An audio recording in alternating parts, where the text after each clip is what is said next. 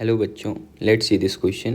The question says in the circuit shown below, the reading of voltmeter V is.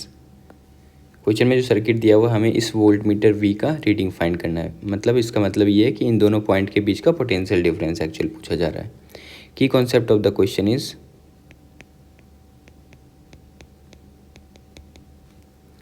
First key concept of the question is distribution of current.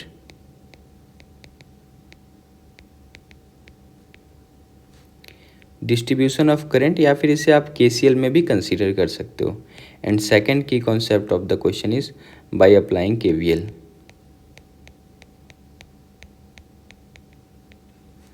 Kirchhoff voltage law के method से भी आप इस question को easy तरीके से solve कर पाओगे। अगर मैं इस सर्किट को यहाँ पे रीड्रॉ करूँ वापस से, तो इस सर्किट कुछ ऐसा बनेगा। ये 4 ओम है और सीरीज़ में 16 ओम लगा हुआ है, और ऐसे ही नीचे भी है, लेकिन ये वाला 16 ओम है और ये वाला 4 ओम है। यहाँ से 2 एम्पेयर का करंट इंटर कर रहा है, तो ऑब्वियस सी बात इधर से निकलने वाला भी करंट 2 एम्पेयर का होगा, क्योंकि सर्किट में जितना करंट इंटर करेगा वो वापस से उधर से निकल जाएगा। और V जो वोल्टमीटर लगा हुआ है इन दोनों पॉइंट के बीच लगा हुआ है। तो देखो, वोल्टमीटर को आप अटैच कर भी सकते हो, नहीं भी कर सकते हो। वो सॉल्व करने के लिए बस हम लोग उसे अटैच करते हैं। वोल्टमीटर का एक्चुअल मतलब है कि इन दोनों पॉइंट के बीच आपसे पोटेंशियल डिफरेंस पूछा जा रहा है। तो सपोज इस पॉइंट को x मान लेते हैं और ये पॉइंट को y मान लेते हैं। इसी दोनों के बीच में वोल्टमीटर लगा है, हमें जिसका पोटेंशियल डिफरेंस फाइंड करना है। और ये जो रेसिस्टेंस, ये 4 ओम है, ये 16 ओम है, ये भी 16 ओम है और ये 4 ओम है।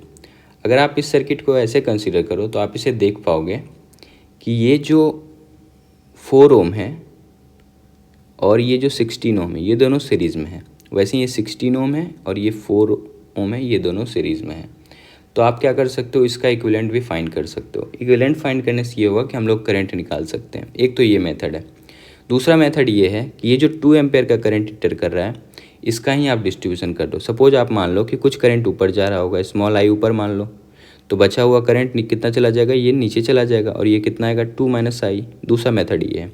इस मेथड से ये KVL अप्लाई हो गया, तो ऐसे भी आप सॉल्व करते हो। तो चलो यही मेथड अप्लाई करके देखते हैं। तो हमें क्या निकल जाए, इससे हमें निकल जाएगा दोनों करंट डिस्ट्रीब्यूशन निकल जाएगा। तो इसे हम लोग इजीली x और y के बीच का पोटेंशियल डिफरेंस फाइंड कर सकते हैं। तो एक काम करते हैं, ये जो पॉइंट है इसे हम लोग मान लेते हैं P पॉइंट मान लेते हैं।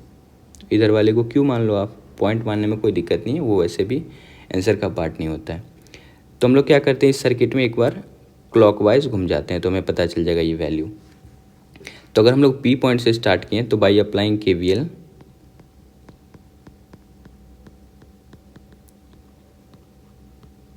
KVL अगर आप अप्लाई करते हो, सपोज हम लोग P पॉइंट से स्टार्ट किए तो क्या लिख सकते हैं, P पॉइंट का पोटेंशियल सपोज VP होगा, तो इसे मैं लिख दे रहा हूँ VP।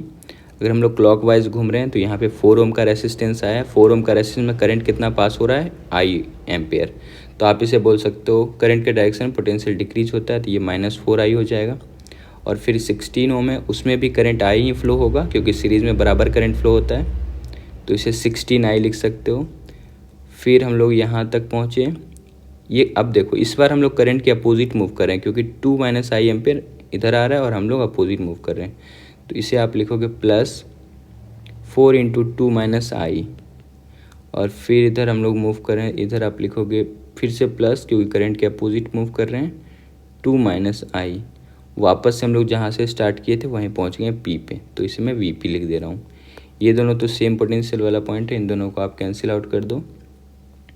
ये -4I, ये 16I, इसे मैं पहले सबको ओपन करके लिख दे रहा हूँ। ये 4I है, -4I है, ये -16I है।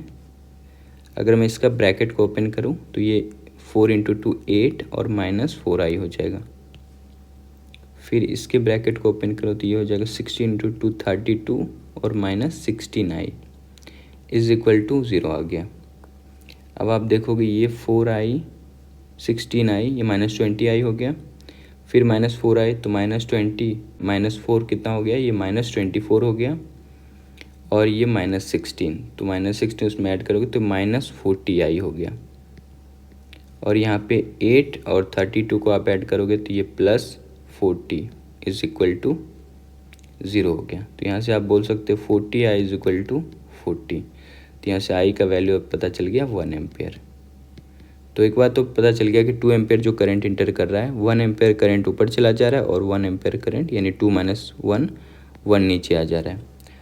अब क्या करना है, हमें एक्स और वाई के बीच में केवीएल अप्लाई करना है।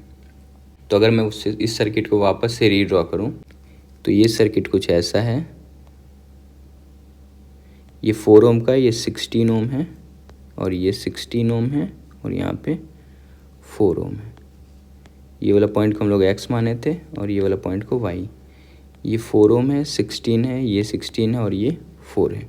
यहाँ से 2 एम्पेयर का करंट इंटर कर रहा था और हम लोग ये भी निकाले थे कि 1 एम्पेयर करंट ऊपर चला जा रहा है और 1 एम्पेयर करंट नीचे आ जा रहा है। हमें एक्स और वाई के बीच में पोटेंशियल डिफरेंस निकालना है क्योंकि इसी के बीच में वोल्ट मीटर लगा हुआ है।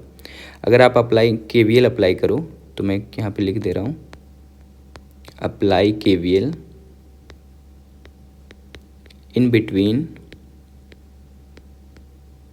X and Y. तो यहाँ पे आप एक्स वाले को पोटेंशियल डिफरेंस को वी एक्स लिख दो। हम लोग क्या कर रहे हैं, ऐसे मूव कर रहे हैं। अगर हम लोग उल्टा मूव कर रहे हैं तो ये 4 ओम और 1 एम्पेयर का करंट है, तो इसे आप +4 लिखोगे, +4 × 1, क्योंकि करंट के डायरेक्शन पोटेंशियल इंक्रीज होता है। वापस इधर आ गए, ये करंट के डायरेक्शन में जा रहे हैं तो इसे आप -16 × 1 एम्पेयर का करंट फ्लो हो रहा है = Vy। तो y को आप लेफ्ट साइड लाओगे तो Vx - Vy। अब ये राइट साइड जाएगा तो -16 उधर जाएगा तो +16 बन जाएगा और +4 उधर जाएगा तो ये -4 बन जाएगा। तो Vx - Vy का वैल्यू जो आ जाएगा, ये 16 - 4 आप लिख सकते हो, ये 12 वोल्ट। तो वोल्ट मीटर जो एक्चुअल में यहाँ पे इन दोनों के बीच में लगा होगा वो कितना रीड कर रहा होगा, ये रीड कर रहा होगा 12 volt. So the correct option is option number 1. Hope you understood it well. Best of luck. Thank you.